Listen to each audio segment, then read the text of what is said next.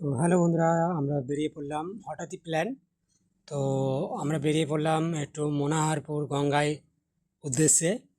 তো আমি, আমার ভাই, পিসির ছেলে, এটা কাকার ছেলে বীজখানেরটা। তো মনোহরপুরের উদ্দেশ্যে আমরা বেরিয়ে পড়েছি আজ। হাই গাইস, অনেক ধৈর্য পর এই রেল ক্রসিং আমরা টপ পেলাম। অনেকক্ষণ দাঁড়িয়েছিলাম ট্রেনের জন্য।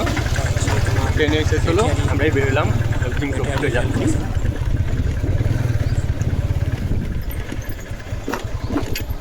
আমি আমাদের একটা বাচ্চাদের খেলার সুন্দর পার্ক করেছে এখানে কমিটি ম্যান, সুন্দর লাগছে।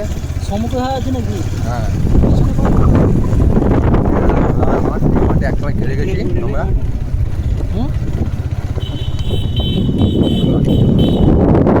আবার একটা ভক্তরা যাচ্ছে, হার মারে চলে এলে এই বেরিয়েছে, দেখো ভক্তের দল।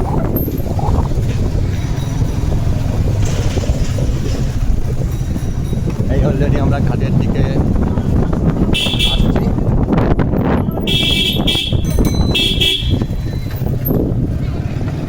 সুন্দর লাগছে, মৌসুম পুরো মেঘলা, বর্ষাকালের দিন, সুন্দর হাওয়া চলছে। দেখো তোমরা কেউ জায়গাটা চিনতে পারছো আশপাশে?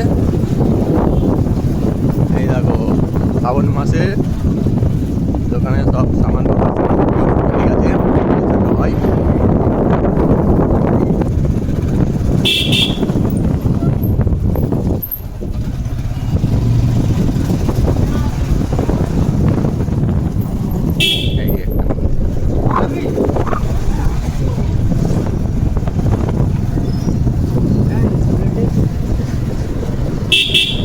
তোমরা দেখতেই পাচ্ছ, এবার চলে এলাম।